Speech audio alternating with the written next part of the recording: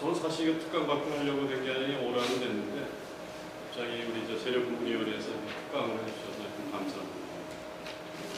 아마 그 하는 내용이 굉장히 새롭고 우리나라도 그렇고 전 세계적으로도 앞으로 이런 연구들을 좀 많이 해야 되는 분야라서 저희가 해왔던 거 하고 특별히 이제 응용을 해서 하는 분야 예를 제가 오늘 말씀드릴 겁니다.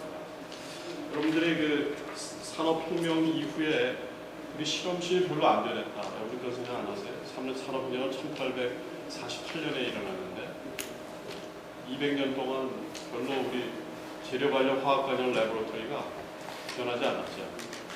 그래서 무슨 말씀이냐면은 컴퓨터가 발전되고 오토메이션, 자동화, 로봇 이런 것들이 다 발전됐음에도 불구하고 우리는 아주 사람 손으로 실험을 하고 있다. 그런 아이디어에서 어떻게 컴퓨터하고 소프트웨어하고 로봇하고 오토메이션을 통해서 그 연구를 훨씬 더 빨리 할 수 있지, 성공적으로 할 수 있지 않겠느냐 하는 게 이제 키 아이디어예요. 그래서 앞으로 연구하는 방법이 이제 실험실의 모습이 많이 바뀔 거다. 10년, 20년 뒤에. 또 그 연구를 그렇게 하는 것보다는 지금 큰 문제가 우리가 기술적으로 지난 19세기, 20세기에 여러 가지 연구를 많이 해서 해결을 했는데 이제 남아있는 문제들은 기존의 방법으로 연구를 했는데 실패하고 있는 연구 분야가 굉장히 많죠. 우리가 원하는 재료도 지금 발견 못하고 원하는 충매도 발견 못하고 그걸 어떻게 해결할 거냐. 종래의 방법으로 계속해서 해결할 거냐. 근데 우리나라 같이 연구비도 작고 장비도 없고 연구비도 적고 그런 나라에서는 어떻게 연구할 거냐. 여러분들이 하루에 실험하실 때 하루에 많이 해봐야 뭐 2개, 3개 샘플 한꺼번에 만든다고 해도 이상하기가 어렵죠. 근데 실험할 스페이스는 굉장히 많죠. 컴포지션도 바꿔야 되고 만드는 조건도 바꿔야 되고 조금 하다가 운이 좋아가지고 발견하면은 실험을 계속 하는 거고 만약에 아니면 그냥 그렇게 하고 다른 걸로 가죠. 그래서 이 실험하는 그렇게 함으로써 우리가 좋은 재료가 있는데도 디스커버리를 못하고 있지 않느냐 그런 생각에서 그런 실험을 이 콤비네토리얼 방법으로 빨리 여러 개를 한꺼번에 실행해서 우리가 찾으면은 실험 성공 확률이 높게 되지 않느냐 그런 이야기입니다. 그래서 현재 이런 연구는 제약회사에서 제약회사라는 게 케미칼이죠. 케미칼의 펑셔널 그룹하고 그 위치를 바꿔서 사람에나 동물 실험을 해가지고 프로테인 인터랙션을 보고 후보 물질을 선택해서 그중에 최종에 이제 사람까지 인터페스까지 설명해 드리니까 거기 수백만 수억 개의 케미칼들이 사실 만들어질 수가 있죠. 그래서 요새 제약회사에서는 그냥 로봇을 가지고 계속해서 많이 만들지도 않죠. 100mg 정도 그래서 라이브러리를 쫙 만들어 놓고 있어요. 그러니까 어떤 우울병 치료제냐면은 우울병 치료제는 근본 화학 펑셔널 그룹에서 그걸 가지고 라이브러리를 만들어. 그거만 계속해서 만들어가지고 있다. 그거 가지고 어떤 신약 했을 때 가지고 그걸 끄집어내가지고 테스트를 하죠. 그래서 이제 빅파마들은 거의 전부 이런 걸 해가지고 그래서 새로운 약을 발견할 수 있는 확률이 옛날보다 많이 늘었다고 해요. 거기 어마어마한 돈이 들어가죠. 장비도 그렇고 사람도 그렇고. 그래서 아마 지금 큰 재료 회사, 제약회사들이 대개 수억 개의 지금 케미칼을 갖고 있는 거예요. 그런 식으로 지금 약하죠. 그런 거를 재료하고 우리 촉매, 어드밴스 이런 머티리얼에 적용하자 하는 거는 지금 한 10년도 안 됐습니다. 그리고 미국의 벤처 컴퍼니가 만들어져가지고 8년 됐고요. 그 회사가 나스닥에 승강이 돼가지고 1센트짜리가 100불까지 올라갔다가 지금 20불 나오고 있습니다. 지금 100불까지 올라가고 지금 다 1불 이하로 떨어졌는데 거품 빠지는 거. 이 회사는 20불까지 안 빠졌어요. 그래서 거기 테크니컬 매니저가 와인복 교수라고 혈태에서 교수하다가 시산타 과거로 옮겼다가 돈 잘 벌고 그러니까 교수가 만들고 거기 CTO로 그분이 촉매하고 서비스 사이언스하는 그런 부분이 있어가지고 저도 이 분야에 일찍 해서 이 센터 아까 소개하신 그 센터가 결국은 작게 리액트도 작게 만들고 샘플도 작게 만들고 그래서 분석을 빨리 하고 그다음에 데이터가 많으니까 그거를 데이터베이스화하고 그다음에 다음 실험도 컴퓨터가 해줘야 되겠구나. 아티피셜 인텔리전스에서 이게 모든 분야가 이게 여러 그 핵심 엔지니어링 기술 분야들 다 통합이 되어야지만 이게 성공적으로 할 수 있는 거예요. 그래서 요새 퓨전 얘기 많이 하는데 퓨전으로 할 수 있는 아주 굉장히 중요한 그런 거예요. 그래서 이걸 써가지고 이 자체를 파는 것보다도 연구 성공하는 게 더 중요한 거다. 그런 얘기가 되겠습니다. 그래서 오늘 소개해드릴 거는 연구에 대한 여러분들이 좀 이해하실 수 있도록 아이디어는 굉장히 간단한 것은 기계적으로나 분석적으로 굉장히 어렵죠. 여러분들 GPC 찍으면 보통 한 샘플 30분 걸리거든요. 그리고 프리 컨디셔닝하고 찍고 클리닝하고 하면 보통 한 샘플 2시간이 걸려요. 근데 하루에 폴리머를 우리가 100개를 만들었다 그러면 밤새 돌려봐야 하루에 24개 하기가 어려워요. 그러면 아무리 빨리 만들어도 분석에서 버틀렉이 걸리면 연구를 빨리 할 수 없죠. 그래서 아까 그 스믹스라는 회사가 거기서 연구를 해가지고 분자량을 3초에 재는 GPC를 3초에 재는 거를 디바이스 따로 만드는 그게 바로 하드 일렉트로닉스가 필요하고 그 다음에 애널리티컬 케미스트리, 피직스 이런 게 다 들어가고 아주 굉장히 하이 레벨이고 도전적이고 그런 것들이 한두 개가 아니죠. 우리 매주먼트 하는 거에. 그래서 여기는 연구할 수 있는 게 무궁무진으로 걸려있고요. 또 하나 그 중요한 거는 이 TM이나 NMR 머신처럼 하나 그 모델 해가지고 전 세계에 풀 수가 없어요. 왜냐하면 재료가 다 틀리기 때문에 평가하는 것도 다 틀리고. 그러니까 인스트루먼트들을 자기가 만들고자 하는 그 재료에 따라서 다 만들어야 된다. 그러려면 그 만들 수 있는 원천 기술을 우리가 다 갖고 있어요.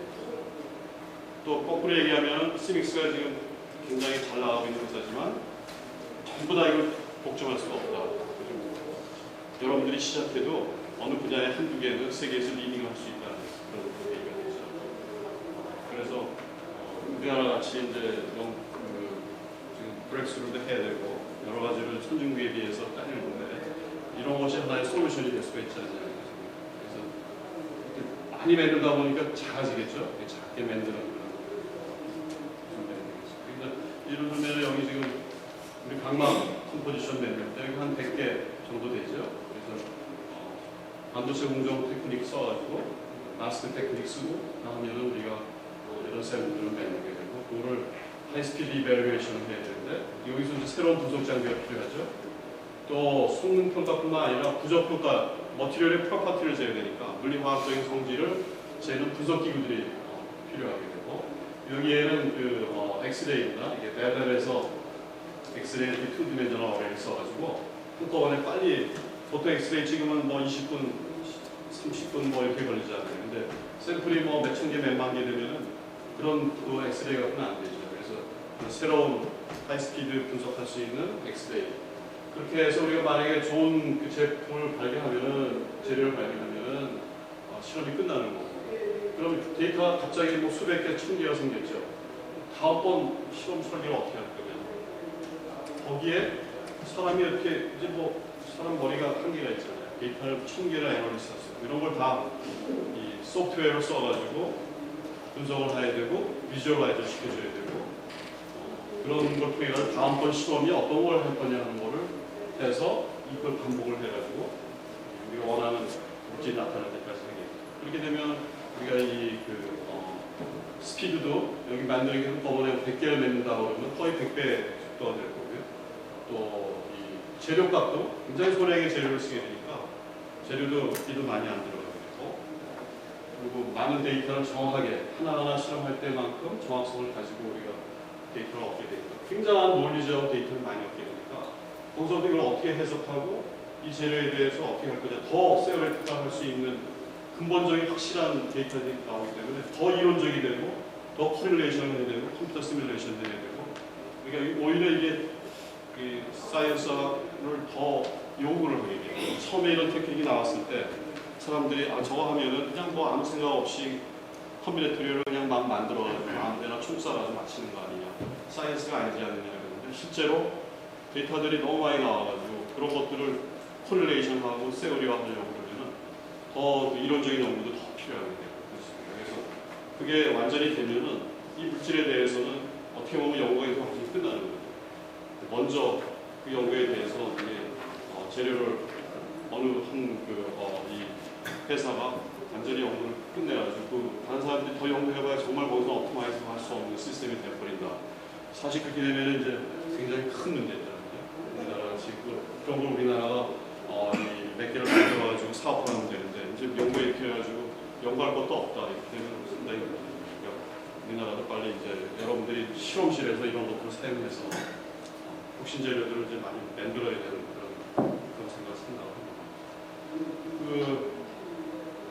여러 가지 라이브러리 만드는 방법들이 우리 반도체 공정 테크닉도 쓰고요.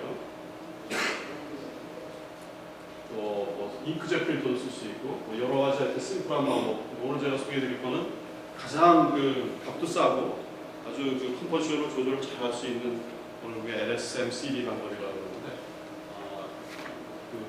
제가 한 10년, 15년 이상 연구를 했고요. LSMCD를 가지고 컴비네이터를 하는 건 이제 저희가 제일 먼저 했기 때문에 신문에도 좀 나오고 특허도 내고 이런 용어를 하는데 아주 적합한 그런 기계입니다. 그래서 그런 것도 좀 소개를 해드립니다. 아까 10년 됐다고 그랬는데 첫 번째 페이퍼가 피터 슐츠라고 지금은 스크립스 인스티튜트로 이름을 좀 옮겼는데 그때 우리 이 저온 초전도체 굉장히 핫한 아이템. 지금도 초저온 이 슈퍼컨덕터가 상온이죠. 상온이 되면은 좋겠다 그러는데 아직도 해결을 못하고 있죠. 그래서 이 양반이 재료 쪽에 처음 이런 아이디어를 가지고 장비를 만들어서 마스터 테크닉을 써가지고 조성이 틀린 128개의 이런 7가지 산화물이 들어있는 초전도체를 만들고 그거를 전도도를 다 이렇게 빨리 세고 그렇게 해서 첫 리포트를 한 게 한 10년 정도 됐습니다. 그래서 자세한 기술적인 얘기는 여러분들이 이런 바이너리 마스크를 가지고 여기는 뚫리고 여기는 막혀 있으면은 증착하면 여기만 들어가겠죠. 그 다음에 90도 돌리면은 여기 들어가니까 B는 여기만 들어가겠죠. 그리고 여기 AB가 생기죠. 그래서 마스크를 가지고 이런 바이너리 마스크를 가지고 넣었다 뺐다 회전하면서 하게 되면 쉽게 1024개 이 정도는 금방 되죠. 그 다음에 이건 포토너리 마스크를 쓰면은 한 번 할 때마다 4개씩 생기니까 훨씬 더 많은 라이브러리를 만들 수 있고 4의 배수 이제 넘어가면 이제 8배가 되면 이제 좀 어려워지겠죠. 그때는 이제 이 서큘러한 마스크를 쓴다든지 이게 한 방법이죠. 그렇게 해가지고 우리가 원하는 조성들을 한꺼번에 빨리 만들어낼 수 있다. 1997년에 이제 와인버그, 아까 제가 얘기했던 스믹스의 지금 사장 와인버그 교수인데, 이 양반이 이제 이 회사에서, 스믹스 회사에서 루미너센트 머티리얼, 디스플레이 머티리얼들을 한꺼번에 25,000개를 이런 방법을 가지고 만들어가지고 평가를 하는 걸 여기는 이제 마스크를 무빙 마스크를 써가지고 증착 시간에 따라가지고 화면의 위치에 따라가지고 증착 시간이 많은 데는 그 물질이 많이 들어갈 거고 증착 시간이 적은 데는 적게 들어가겠어요. 그래서 이런 식으로 쭉 어떤 속도로 쭉 끌고 가면 여기가 굉장히 증착이 많이 되겠죠. 우리가 조절할 수 있죠. 리니어한 그레디언트가 생기게 되죠. 그 다음에 또 다른 소스를 바꾸고 또 반대로 하고 또 90도 돌려서 하고 또 90도 돌려서 하면 포토너리를 금방 쉽게 만들 수가 있게 되죠. 그 밑에다가 이렇게 쉐도우 마스크를 놓으면 디스크리트하게 얻어지고 또 컨티뉴어스하게 할 수 있어요. 컨티뉴어스하게 해가지고 위치에 따라가지고 우리가 조절을 다 칠 수가 있기 때문에 그래서 이런 식으로 그런데 이런 이제 그 경우에 우리가 실제로 이제 분석을 하면은 이렇게 한꺼번에 이제 UV를 쪼이게 되면 화장에 따라서 이제 다 틀어지겠죠. 엑사이테이션이 이런 거 틀어지니까. 그래서 보면은 이렇게 이런 데는 거의 디스플레이 머티리얼이 아니죠, 그죠? 색깔하고 강도, 희도 이런 것들이 다 나오니까 이제 이런 것들을 디스플레이 머티리얼을 우리가 조성을 찾는데 실제로 이 회사가 이런 걸 가지고 아파 이런 선진 회사들하고 그 디스플레이 머티리얼 연구들을 개발 연구들을 하고 있죠.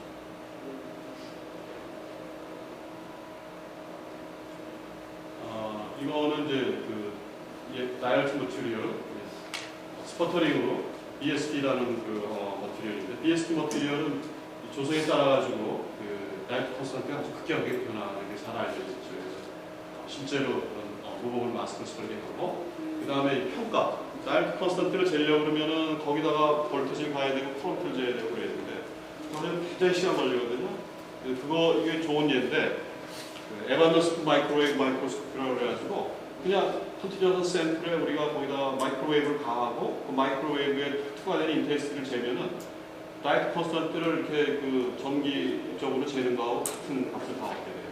그러니까 사람이 손대고 샘플이 작아지니까 사람이 다 될 수도 없죠. 아까 제가 말씀드린 분석 방법이 이런 게 개발이 돼야 된다.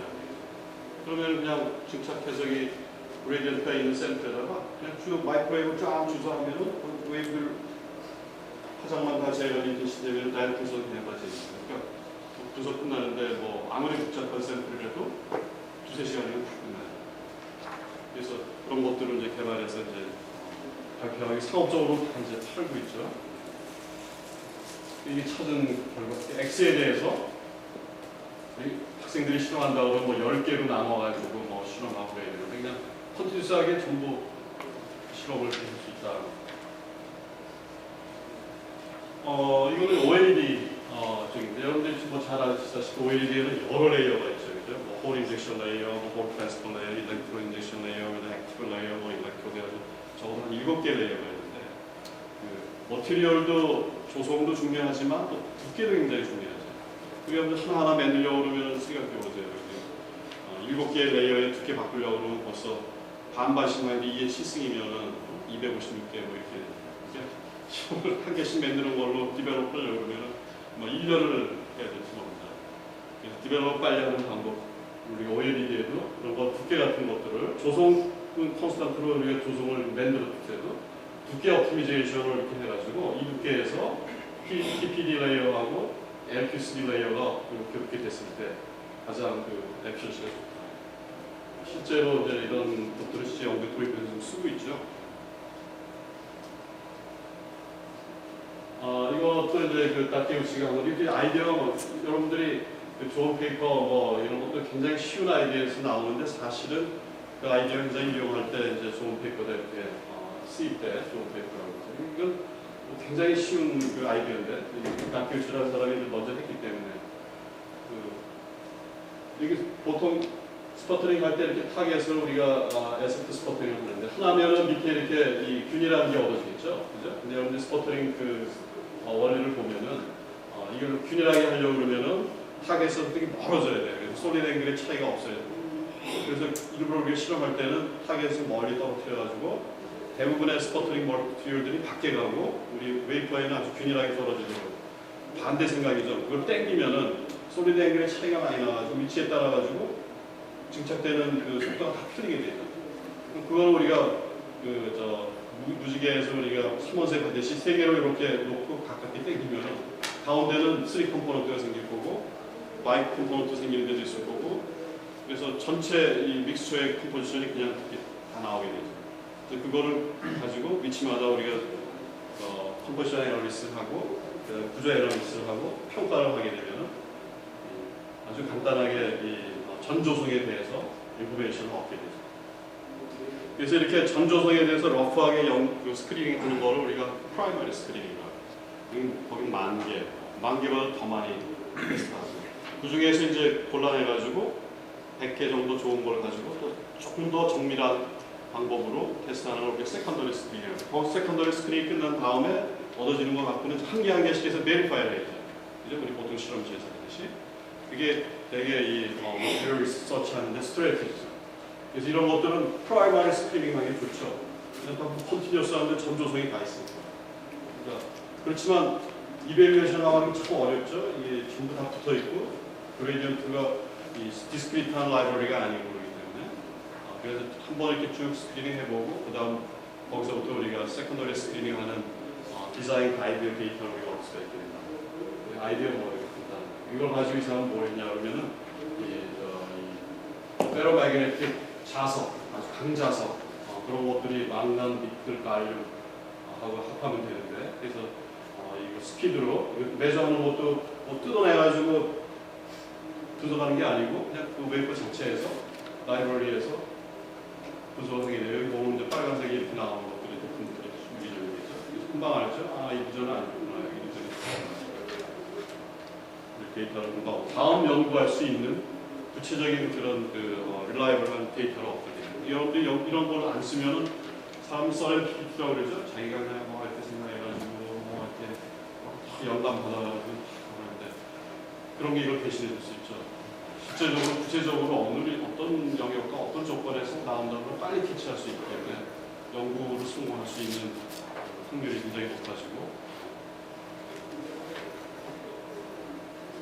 이거는 지금 넥스트 제너레이션 스토리지 머티리얼. 우리나라 이제 삼성전자가 앞으로 저를 개발해야 되죠. 왜냐하면 이제 테라바이트를 가려고 그러면 지금 현재 머티리얼 갖고는 되지 않고 현재 D램 구조 갖고는 할 수가 없죠. 왜냐하면 거기는 트랜지스터가 2개나 들어가야 되고 반도체 캐패시턴스가 2개가 들어가야 되고 벌써 한 셀 만드는데 2C, 2T가 되게 되면 아무리 줄여도 라인도 지금 퀀텀 이펙트 때문에 더 줄일 수가 없죠. 탑다운은 이제 어디 가나 걸리는 거죠. 테라바이트를 하려면 지금의 1000배를 더 해야 되는데 도저히 공정상으로 안 됩니다. 그래서 지금 4세대 반도체 머티리얼에는 새로운 재료를 써야 돼요. 새로운 메커니즘으로 원리로 디자인해야 된다. 그 중에 하나가 이제 베이스 체인지 스토리를 해가지고 저항만 있으니까 트랜지스터하고 뭐 테페선 이런 게 여러 개 필요 없죠. 전기 보내줬다 안 보내줬다 했을 때 전기를 잘 흐르면 그게 0이고 전기를 잘 안 흐르면 1이고 그럼 훨씬 더 간단해지죠. 그러면은 1000배 지적도가 그냥 올라가요. 그래서 그게 개발이 되면 현재 뭐 실리콘 테크놀로지 다 필요 없어지는 거죠.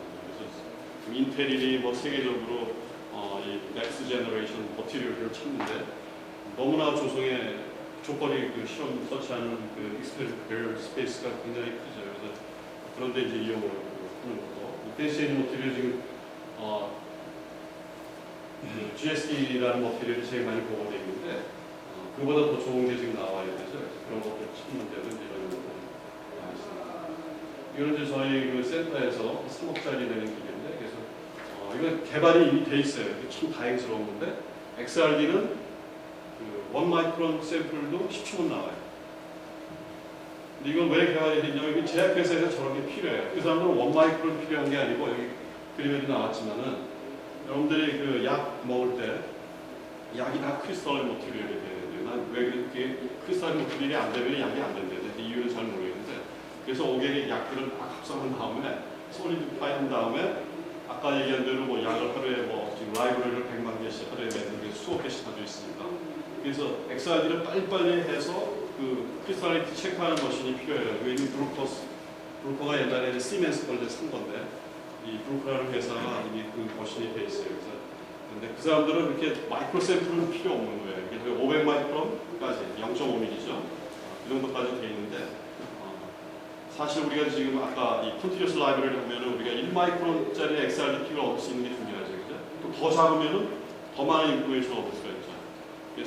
그래서 이 XRD 만드는 회사들이 점점 이런 컴비네토리얼 스터디, 하이스피드 하는 것들을 지금 개발을 굉장히 많이 해요. 다행히 XRD는 포먼셜 머신이 있기 때문에 우리가 그 기계를 사가지고 최소한 모든 물질의 우리 구조 분석을 할 수 있어야 되니까 그런 것들이 저희 센터에 마련이 되어 있고요. 그 다음에 이제 들여다보면은 조그만 샘플을 재는 커머셜한 기계들이 개발된 게 거의 없어요. 왜냐하면 그런 게 필요 없었기 때문에. 그래서 저희가 마이크로 라만, 플로로센스, UV 비즈들을 한꺼번에 1 마이크론 사이즈 샘플들을 분석할 수 있는 기계를 아예 설계를 해가지고 만들었죠. 그래서 우리가 만든 여러 가지 파우더나 방막 재료들의 엘렉트론 스펙트로스코피하고 바이브레이션 스펙트로스코피를 얻어가지고 런딩이 어떻게 되느냐 최소한 알아요. 뭐 이밸류에이션만 해가지고 성능만 나오면 그 다음에 방향이 없죠. 그래서 그런 것들이 굉장히 중요하게 되고 여기서 문제가 뭐냐 하루에 라만 스펙트럼이 100개가 나오는데 이거 분석 어떻게 할 거냐 어사이먼트 제일 우리 어려운 파트죠. 지금 사람이 눈으로 보고 하는데 이렇게 해서는 안 되죠. 그래서 라만을 그냥 컴퓨터가 어사인 해줄 수 있는 소프트웨어였어요. 그걸 할 수 있는지 없는지 잘 모르겠지만은 라이브러리를 만들고 하는 데서 그걸 만들어가지고 이런 게 필요한 거죠. NMR 문제 여러분들이 분석할 필요 없죠. 컴퓨터가 되면은 하루에 NMR가 100개가 나오는데 아무리 사람이 빨라도 2시간 안에 이 어사인을 못하는데 컴퓨터가 다 해줄 거예요. 그러니까 앞으로는 이런 게 되면은 무슨 어떻게 하느냐를 배우는 건 필요 없죠. 사실 뭘 어떻게 연구하느냐, 오히려 그걸 분석하고 뭐 하는 그런 게 필요할 텐데 그렇게 될 때까지 과연 그런 기술을 우리가 만들 수 있느냐, 그런 소프트웨어를 만들 수 있느냐, 거의 이제 사람하고 같은 레벨의 사람보다 더 잘하는, 정확하게 잘하는 그런 로봇 연구를 하게 되는 거죠. 저희가 만든 이런 장비고요. 그래서 여기 예로 저희가 이거 연료전지 충매인데 700몇 개의 샘플들을 우리가 쭉 만든 다음에 라만도 찍을 수 있고 UV 비즈도 찍을 수 있고 이런 장비들이 필요하게 그래서 비싼 장비들이 필요하고 어려운 장비들이 필요하기 때문에 지금 이렇게 학교나 이런 데서 많이 보급이 안 되고 있고요. 그리고 엑선 다우라든지 모빌의 큰 회사들, G 이런 데서는 벌써 다 인하우스에서 이런 장비들을 개발해가지고 연구를 하고 있고 우리나라도 지금 삼성전기원, LG화학, SK 같은 데서 컴퓨터 메소드를 써가지고 연구하는 걸 도입하고 있는 단계에 지금 있습니다. 요거는 이제 저희 우리도 이런 기계들을 만들 수밖에 없는 게 상업적으로 살려고 비싸기도 하고 또 이 정확하지가 않아요. 그러니까 라이브러리가 정확하게 컴포지션 컨트롤이 돼야 되는데 실제로 가격만 비싸지 뭐 50만 원씩 하는데 실제로 해보면은 이 농도 조절이 잘 안 되고 그래서 저희가 실제로 우리 선익이라는 회사하고 장비 개발을 한 겁니다. 그래서 이거는 지금 2% 그러니까 2%니까 50개가 되죠. 바이너리는 50개, 50개면 2,500개. 2,500개의 조성을 정확하게 할 수 있는 그런 장비가 됩니다. 그래서 우선 제일 키 포인트가 유니폼의 티크네스. 우리가 증착 속도를 조절하는 거기 때문에 증착 속도가 아주 균일해야 되고 또 이 웨이퍼의 위치에 따라서 틀리면 안 되죠. 그래서 굉장히 정밀한 그런 아이디어를 가지고 설계를 해야 됩니다. 그래서 이 장비가 현재 저희가 잘 만들어서 나오고 있고요. 실제 이런 비슷한 장비를 이제 다른 설계를 해서 하는 회사가 있는데 코어프 벤트라고요. 사람들이 한 70만 불 이렇게 팠는데 성능이 좋지 않아서 잘 팔리지를 않고 있어요. 저희는 이렇게 해서 분석을 해보면은 거의 유니폼 밑에 3%고 2%를 정확하게 조절할 수 있는 그런 기계를 이런 것들을 이용을 해가지고 이게 라이브러리가 이게 한 예능이 첫 번째 우리 기계 만들어가지고 쓰는 겁니다. 이제 바이너리죠. 근데 바이너리인데 일부러 이제 돌리지를 않기 때문에 얼마나 균일하게 되냐를 보면 여기 이렇게 보시까지 들어가 있는 건데 이쪽으로 50개, 이쪽으로 50개. 그래서 2%씩 쫙 차이. 여기는 아루미늄만 있고 여기는 타이타늄만 있게 되는데 여기 보면 이게 한 라인은 같은 조성이기 때문에 색깔만 봐도 이제 균일한지 안 한지 알 수가 있거든요. 저희 디자인이고요. 이렇게 만들 수 있는 기기를 개발을 해가지고 이런 것들을 이제 이용을 해서 아까 다케우스가 개발한 이런 거는 프라이머리 스크린에 컨티뉴어스 라이브러리를 만드는 건데 저희도 만들어서 그런데 오늘 톡에 주로 이제 연구 내용, 응용 내용 할 게 바로 이 NSM-CD라는 건데 이 장비는 스포터링을 하려고 해도 실제로 돈이 얼마나 많이 되면 타겟이 우리가 100개가 필요하다. 컴포지션마다 타겟 한 개 값이 되게 500만 원 해요. 쉽게 얘기하면 100만 원, 500만 원. 어떻게 보면 학교 앞에서 끊을 수가 없죠. 그리고 스포터링이 아까 얘기한 대로 2%를 조절하기가 어려워요. 깊은 마이크로 샘플에서 이거. 근데 실제로 여러분들이 실험하다 보면은 1% 내에서도 ppm 단위로 집어넣어 도핑을 해야 되는 경우가 생기게 되고, 그렇죠? 그리고 타겟을 우리가 또 반대로 만들 수가 없어요. 이 바이너리 타겟이 되면은 바이너리 타겟을 우리가 쉽게 아주 유니폼하게 만들 수 있는 게 되는 것도 있고 안 되는 것도 있기 때문에 그러다 보면 제약이 많죠. 그래서 저희가 다행히 옛날부터 NSM-CD 연구를 했는데 왜냐하면 이거는 그냥 원하는 메탈이 들어있는 컴파운드만 있으면 되고 녹일 수 있는 용매만 있으면 돼요. 물에 녹는다 그러면 물에 녹는 여러 메탈, 뭐 수백 주기율표에 있는 메탈이 다 들어가겠죠. 솔벤트에 녹는 사람. 그래서 녹인 다음에 이거를 그냥 미스트로 거기다 우리가 보주파를 가하면은 미스트가 생기게 돼요. 미스트를 시켜가지고 서브스트레이트에 맺는 다음에 후공정, 열처리에 의해서 우리가 방막도 맺을 수 있고 파우더도 맺을 수 있고. 그러니까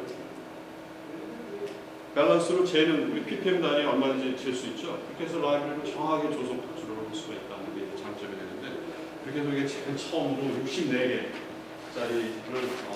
만들었는데요. 여기 이제 이 BL 방전체도 차세대 머티리얼 중에 하나인데, 란타늄을 집어넣어가지고 좋다는 걸 우리가 알려준 사실이고, 저희 실험실에서 세륨을 넣으면 좋다는 걸 10년 전에 발견을 했어요. 그래서 그러면 란타늄도 좋고 세륨도 좋으니까 코어 컴포넌트를 만들면 어떻게 될 거냐. 그래서 지금 이런 코어 컴포넌트 라이브러리를 실제로 만들어가지고 분석을 하고 좋은 조성을 이제 발견하게 되는 거를 이제 보여드리겠습니다. 그래서 이 기계는 아주 유니크한 거죠. 그래서 아주 작은 것도 할 수 있는 그런 장치. 그리고 보증금도 필요 없고 기계 굉장히 쌉니다. 이건 5천만 원, 6천만 원이 낼 수 있기 때문에 학교에서 얼마든지 써서 이용할 수 있는. 저희가 이거는 이제 현재 장비를 사업화해가지고 우리나라하고 전 세계에 펼쳐 있습니다. 그래서 지금 말씀드린 네 가지 컴포지션을 가지고 결과를 간단하게 보여드리도록 하겠습니다. 재력과의 우리 어광석 교수님하고 같이 연구를 많이 진행했습니다. FM D램의 차이는 생략하도록 하고요. 결국 그 넘버 타임 메모리를 하려고 그러면은 EC가 작아야 되고 포스 일렉트릭 포스 필드가 작아야 되고 공작 배터리가 낮은 볼티지가 들어가기 때문에, 그리고 릴라이블한 플러스 2라고 제로 상태를 하려고 그러면 우리가 차지가 많아야 돼요. 왜냐하면 커런트가 작으면 노이즈가 들어가고 있게 되면 잠못 있게 됩니다. 그래서 그런 걸 증가시키려면 PR 값이라고 해가지고 베를리트 머티리얼에서 레머넌트 폴라라이제이션을 크게 해줘야 돼요. 그게 전부 다 옥사이드 구조에 관계되어 있어요. 거기 다이폴 모먼트를 계산을 해서 그 다이폴 모먼트에서 얻어지는 값입니다. 그래서 그 전략이 BT라는 게 이제 비스무스 타이트네이트라는 게 좋은 건데, 이게 너무 PR 값이 작고 그렇기 때문에 여기에다가 비스무스 대신에 비슷한 사이즈의 같은 란타나이드 계열들을 집어넣으시면은 좋아진다는 것들이 많이 발견이 됐죠. 그래서 그런 걸 아이디어를 가지고 우리가 실험을 하게 됐습니다. 그래서 LSMCD 장기에 대한 말씀드리고, 아까 64개의 각 위치마다 실제 이제 4인치, 6인치 웨이퍼에서 위치입니다. 그래서 보면은 조성들이 쭉 다 두께가 굉장히 중요하죠. FM은 페럴리티 머티리얼의 프로퍼티는 두께가 거의 200나노에 저희가 맞출 수 있는 걸 보여주고 조성 컨트롤을 이렇게 할 수가 있고요. 이제 만드는 방법입니다. 라이브러리를 무빙 마스크를 통해가지고 90도 돌리고 또 90도 돌리고 하면서 사선국의 옥사이드를 만들 수가 있고, 아까 소개해드린 마이크로웨이브 엑사들을 가지고 샘플 64개의 엑사일 스펙트럼을 금방 이렇게 얻을 수가 있죠. 근데 여러분 그렇게 보면은 X가 0에서부터 0.25까지는 우리가 옵티마이즈를 했는데 패턴들이 어떻게 되고 어떤 피크가 어떻게 기울는 걸 금방 볼 수가 있거든요. 샘 그림이고요. 그리고 실제로 플라티늄 111 플라티늄 리티 일렉트로드를 썼기 때문에 그거하고 I117의 픽, XRD에서 117의 픽 이렇게 하고 이런 걸 분석을 하게 되면 이거하고 우리가 2PR을 재게 되면 코릴레이션이 있는 걸 볼 수가 있어요. 그러니까 2PR 값이 이거하고 비슷한 경향을 보인다. 그러면은 117 픽하고 2PR 값하고 관계가 있구나. 왜 관계가 있느냐? 그래서 아까 얘기한 대로 그런 이론적인 문제를 풀어야 되는 거죠. 이런 것들을 금방 우리가 발견을 할 수가 있게 되는 거죠. 그런 것들을 우리가 structure, quantitative structure, property relationship이라고 합니다. 그래서 structure하고 property하고 어떤 relationship이 되는지 금방 찾아낼 수가 있고 연구를 해야 되는 거예요. 시간이 많지 않아가지고 그래서 2PR 쟁이 아까 말씀드린 대로 거의 비슷한 걸 보여주죠. 그 다음에 이거는 히스테리스 루프에서 우리가 2PR을 재야 되는데 이렇게 재면 많은 샘플은 예스 네개뿐이 안 되니까 직접 우리가 손을 대가지고 다 잰 건데 하나 재는 것마다 30분씩 걸립니다. 그러니까 뭐 24개 재는데 한 하루 정도 걸리게 되겠죠. 12시간. 실제로 샘플이 워낙 많아지면 실제로 거기다가 이 일렉트릭 리드를 대가지고 재기가 어려워지죠. 그래서 여기도 마찬가지로 2PR을 어떻게 빨리 재느냐 하는 하드 피직스 문제가 생기게 되죠. 그런 것들이 개발이 돼야 더 많은 라이브러리, 1000개, 10,000개를 우리가 응용할 수 있게 됩니다. 여기 뭐 리커런트 값, 2PR 값, 그래서 실제로 그 프로퍼티들에 대한 것들을 됐어요. 그런 것들은 재는데 시간이 너무 많이 걸리기 때문에 우리가 여러 개 전부 다 재지도 못하고 몇 개만 샘플을. 그 다음에 우리 reliability 하나하나 만들었을 때하고 컴퓨터 샘플하고 비슷한 결과가 나와야 되기 때문에 그런 것들을 우리가 이제 테스트를 하는 겁니다. 그래서 거의 값에는 차이가 있지만 랭킹은 거의 비슷한 걸 볼 수가 있죠.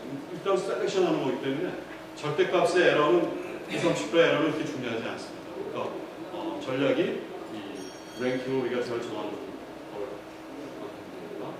그래서 이 아이디어는 이제 그 SPN 테크닉을 써가지고 2PR을 재는 방법을 아까 얘기한 대로 우리가 많이 그런 종류의 방법으로 많이 빨리 잴 수가 없기 때문에 이 방법을 우리가 SPN을 써가지고 요게 그 각각의 어떤 마이크로 샘플에다가 우리가 들어가고 이게 일렉트로드죠. 그래서 전압을 가하면은 이게 피에조일렉트릭 모티브이기 때문에 데포메이션이 일어나게 되죠. 그래서 2PR이 큰 놈은 데포메이션이 많이 일어나게 되고 그러면 그 데포메이션 된 종목을 우리가 자동적으로 AFM에서 재게 되죠. 그렇게 되면 실제로 이 히스테리스 루프를 가지고 안 재더라도 간접적으로 인다이렉트하게 2PR을 잴 수가 있게 되죠. 새로운 분석 방법 필요하다 하는 그 예가 되겠습니다. 실제로 이제 재보면은 이게 지금 어스메트릭에 나오는 거는 일렉트로드 밑에는 컨티뉴어스 일렉트로드 여기는 그 위에는 어퍼 일렉트로드는 이제 200마이크론짜리 일렉트로드를 썼기 때문에 하여튼 H1하고 H2의 데포메이션이 이렇게 일어나게 되죠.